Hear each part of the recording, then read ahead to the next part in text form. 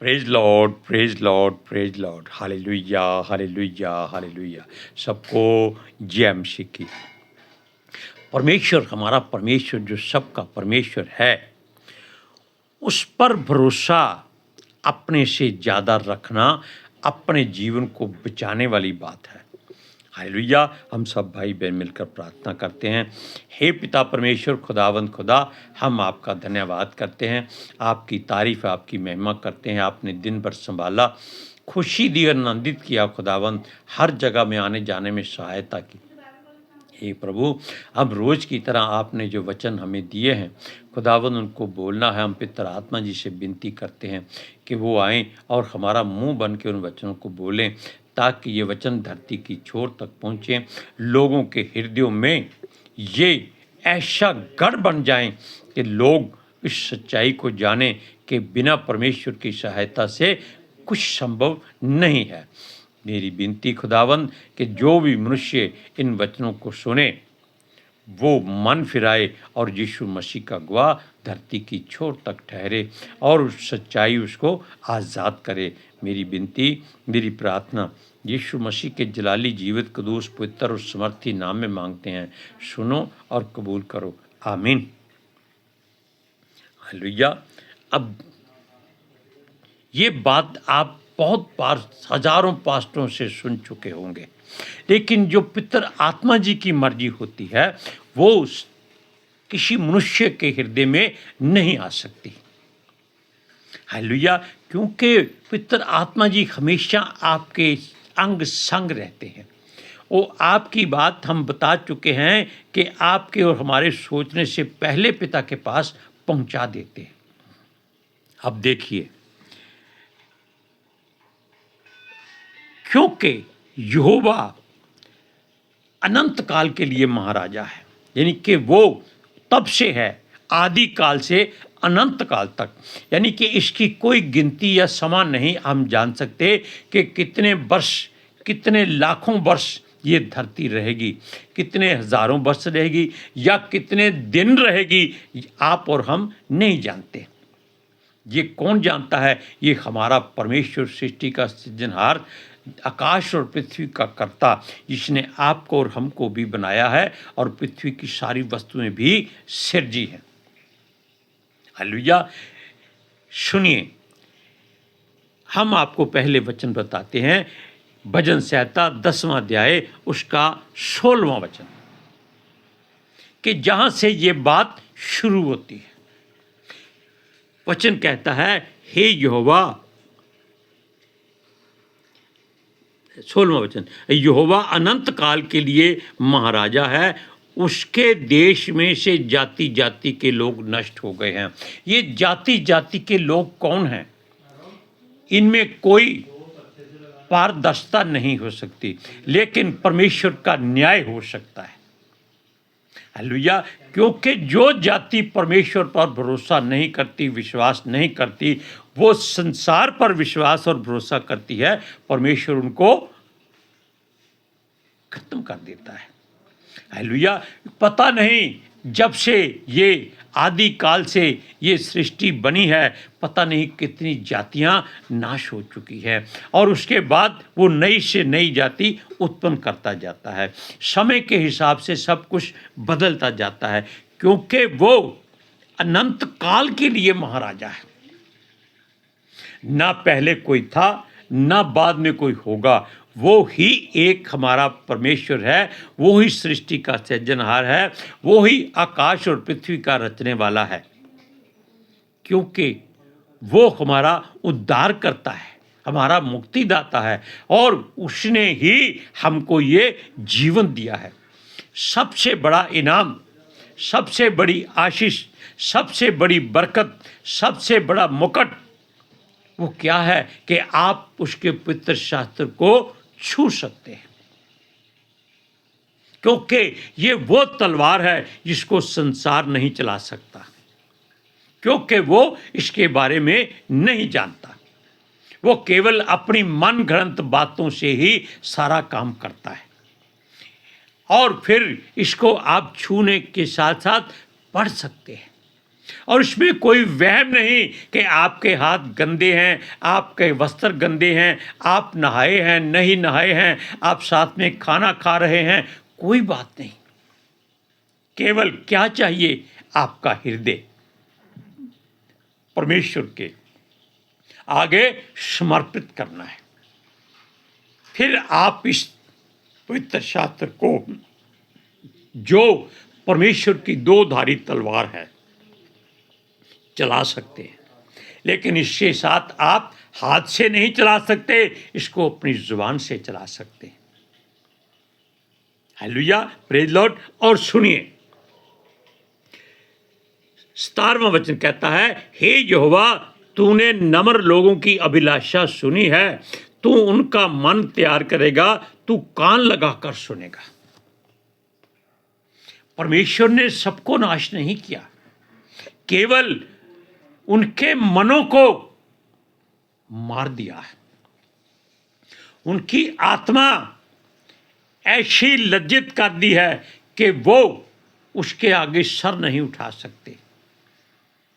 और उसके साथ में उसने लोगों के मनों को, जो तैयार करने वाला परमेश्वर है, कान लगाकर सुनता है। उसने उन लोगों की सारी अभिलाषा, जो इच्छा कामना है, वो सुनी है कि लोग क्या चाहते हैं, क्या मांगते हैं। वो तो कहता है, अपना मुंह पसार, मैं तेरा मुंह भर दूंगा।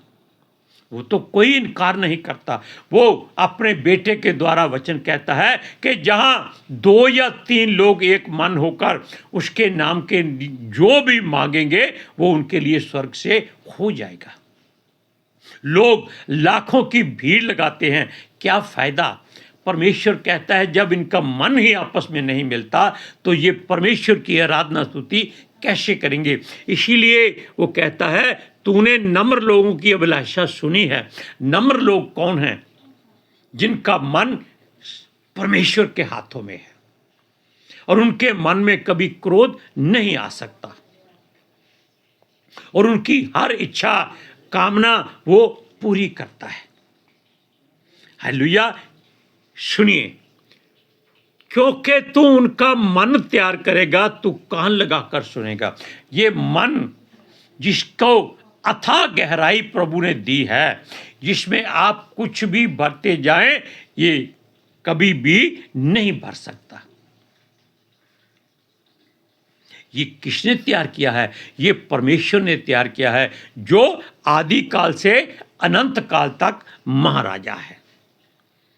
और उसका भरोसा हमें अपने से ज़्यादा, अपने प्राण से ज़्यादा, अपनी शक्ति से ज़्यादा, अपनी इच्छा कामनाओं से ज़्यादा रखना है। हालेलुया। सुनिए, हम पढ़ते हैं भजन संहिता 11 का पहला वचन, मेरा भरोसा परमेश्वर पर है, तुम कैसे मेरे प्राण से कह सकते हो, पक्षी के समान अपने पहाड़ पर उड़ जा। अगर हमारा भरोसा, हमारा विश्वास परमेश्वर पर है, उसके वचन पर है, तो हमें संसार की किसी बात को सुनना नहीं है। इधर से सुनना है, इधर से निकाल देना है। अगर इधर से सुनना है तो इधर से निकाल देना है, क्योंकि ये लोग चाहते हैं कि ये मसीह लोग जो यीशु मसीह करते रहते हैं, जिनका प्रभु खुद सलीब पर लटका रहा, ये उसकी आराधना स्तुति करते हैं, इनको यहाँ से निकालो। आजकल हिंदुस्तान में ये बहुत बड़ा एक षड्यंत्र चल रहा है, लेकिन इसका आप दुखी नहीं होना, इस पर अफसोस नहीं करना, इसका विरोध नहीं करना। क्यों नहीं करना? क्योंकि यीशु मसीह ने अपने मुख से ये वचन कहे हैं कि ये संसार मेरे नाम पर आपसे बैर करेगा, आपका नाम काट डालेगा, आपको बुरा भला कहेगा। सूरज प्रमाणी तो यहाँ तक कहता है कि ये लोग अपने व्हाट्सएप से आपका नाम क्या कर देंगे? काट डालेंगे। हालेलुया। और इसको कुछ और भी कहते हैं, जिसको जो सदा के लिए बंद हो जाता है, ताकि आप उनसे दोबारा बातचीत ना कर सकें। वो परमेश्वर का एक स्वर्गदूत है हमारी निगाहों में। हालेलुया। अब सुनिए, वो कहता है, मेरे प्राण से तुम कैसे मेरे प्राण से कह सकते हो कि पक्षी के समान अपने पहाड़ पर उड़ जा। अब मेरा पहाड़ कौन सा है? मेरा पहाड़ तो कोई नहीं है, मेरा पहाड़ सिय्योन है, जो परमेश्वर का पवित्र पहाड़ है। अब ये कहते हैं वहां उड़ जा, लेकिन परमेश्वर कहता है इनके लिए दुआ कर ताकि ये भी बचाए जाएं। अब आप बताइए कि हमें किसकी बात माननी है? इनकी, जिनके क्या कहते हैं कुनबों को परमेश्वर बचाने के लिए हमें उन पर उत्तराधिकारी ठहराता है, राजपद अधिकारी ठहराता है, ताकि हम उनके लिए दुआ करें, उनको ये वचन सुनाएं ताकि वो भी अपने घरानों समेत बचाए जाएं। लेकिन वो चाहते हैं कि हम यहां से दफा हो जाएं। देखो, परमेश्वर उनकी भलाई चाहता है जो आदि से अनंत काल तक महाराजा है। सुनिए, क्योंकि देखो दुष्ट अपने धनुष चढ़ाते हैं और अपने तीर धनुष की डोरी पर रखते हैं कि सीधे मन वालों पर अंधियारे में तीर चलाएं। हमारे परमेश्वर के होते हुए ये लोग आपको और हमको नाश करना चाहते हैं। अब इनके हाथ में तीर तलवार नहीं है, इनकी जुबान तलवार से भी ज्यादा तीखी है। हालेलुया। अब आप जान सकते हैं कि ये तेल की धार से भी ज्यादा चिकनी है और तलवार से ज्यादा तीखी है। इसलिए ये अपने धनुष जो इनके दिमाग में चलते हैं उन पर ये तीर उसकी डोरी पर रखकर चलाते हैं, ताकि हम जैसे, आप जैसे लोग जो क्या हैं, सीधे मन वाले हैं। सीधे मन का मतलब ये है कि हमें इनकी बुराई से कोई लेना देना नहीं, ये चाहे जो मर्जी हमसे करें, हमें उसकी बात माननी है जो हमारा महाराजा है, जिसने हमें राजपद अधिकारी ठहराया है। अब आप देखिए कि जो परमेश्वर के निगाह में आप जैसे और हम जैसे लोग हैं, तो हमें इनकी क्या परवाह करनी है? ये चाहे तीर चलाएं, चाहे तोप क्यों ना चलाएं। वचन में क्या लिखा है 34 भजन संहिता में कि परमेश्वर का स्वर्गदूत आपके और हमारे आसपास हमेशा छावनी किए रहता है और वो आपकी रक्षा परमेश्वर की इच्छा से करता है, हमारी मर्जी से नहीं करता। हमको तो मालूम भी नहीं होता कि हम बचाए गए हैं, क्योंकि हमारे ऊपर से हजारों जहाज निकल जाएंगे तो हम अपने आप को सुरक्षित कहेंगे? नहीं, क्योंकि वो हवा में उड़ने वाले हैं। हमारे ऊपर से क्या निकलेगा? इन लोगों के, संसार के लोगों के मुख से निकले हुए तीरों जैसे वचन, जो आपके इधर से निकल जाएंगे, आपका बाल भी बांका नहीं कर सकेंगे। हालेलुया। अब देखिए, सबसे बड़ी बात है कि अगर हम अपना मन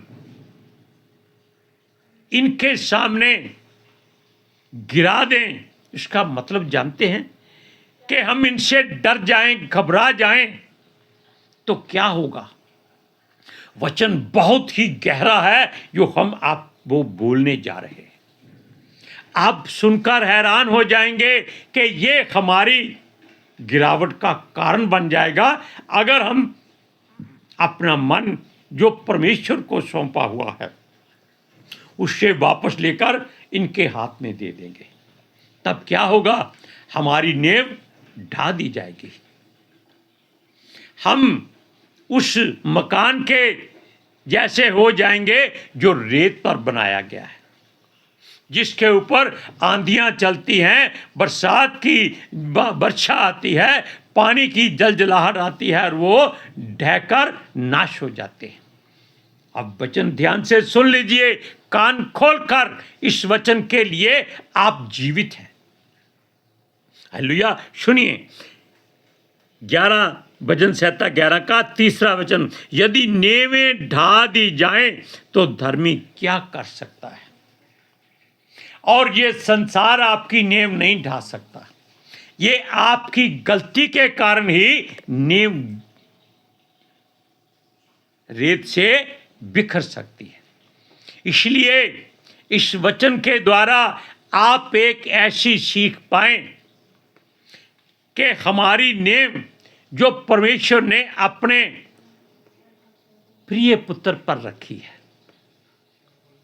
वो हिलनी नहीं चाहिए, क्योंकि वो चट्टान पर बनाई गई है और चट्टान पर बनाया हुआ घर कभी गिरता नहीं है। ये यीशु मसीह के मुख से निकला वचन है।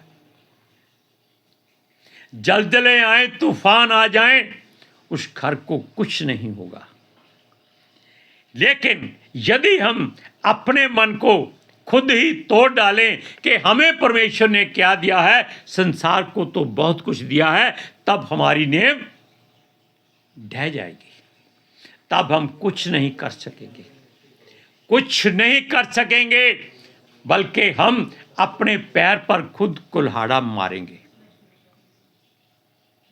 क्योंकि यदि नींवें ढा दी जाएं तो धर्मी क्या कर सकता है। धर्मी का मतलब किसी धर्म से नहीं है, वो धार्मिक बातों से है जो सूरज प्रमाणी ने कहा है कि धर्म की जगह धार्मिकता का इस्तेमाल किया करो। हालेलुया। और अगर हम धार्मिक बातें जो लोगों की भलाई के लिए या परमेश्वर की मर्जी को पूरा करने के लिए करते हैं, वो धार्मिक वाली बातें होती हैं। हालेलुया। इसलिए इस वचन के द्वारा अगर हमारे जीवन में कुछ हासिल होता है तो उसको हासिल कर लो। क्यों? हमारा परमेश्वर आदि से अनंत काल तक महाराजा है। एक वचन और पढ़ेंगे, 13वां भजन उसका 4था वचन सुनिए।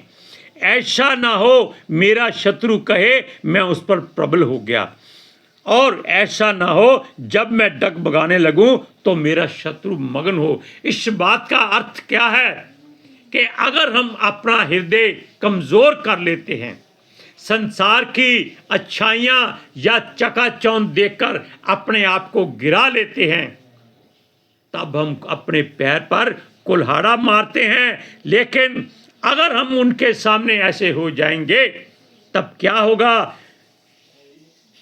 वो हम पर प्रबल हो जाएगा, वो हमको ऐसा लज्जित करेगा, हमारी नींव रहेगी ही नहीं।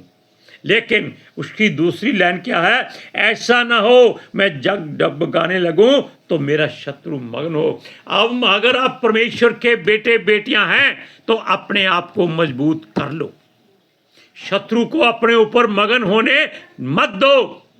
उसे कहो कि है दुष्ट, एक बुरी सोच हमसे दूर हो जा, जीसस के नाम से तुझे डांटते हैं। क्यों? हमारा पिता आदि काल से अनंत काल तक महाराजा है, हमारी नींव चट्टान पर बनी है, तू हमारा कुछ नहीं बिगाड़ सकता। हालेलुया। अब हम मिलकर प्रार्थना करते हैं। हे पिता परमेश्वर खुदावंद खुदा, हम आपका धन्यवाद करते हैं। बाप बेटा रूपाक पिता पुत्र पिता आत्मा जी, हम आपका स्वागत करते हैं। आपने हर रोज की तरह जो वचन हमें दिया, हमने पिता आत्मा जी की सहायता से उस वचन को धरती की छोर तक पहुंचा दिया है, ताकि लोग सुने और अपने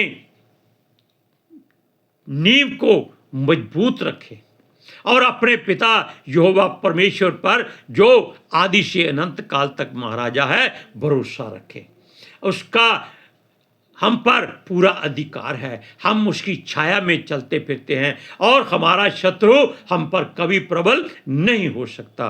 पितरात्मा जी, हम आपका धन्यवाद करते हैं क्योंकि आपने इन वचनों को हमारे मुख से बोला है ताकि लोग सुनने वाले अपने हृदय को मजबूत करें, अपनी नेम स्थिर रखें और सच्चाई को जाने, सच्चाई उनको आज़ाद करे। मेरी विनती, मेरी प्रार्थना यीशु मसीह के जलाली जीवित कदूस पवित्र नाम में मांगते हैं, सुनो और कबूल करो। आमीन। Hallelujah, praise Lord. सबको जय मसीह की।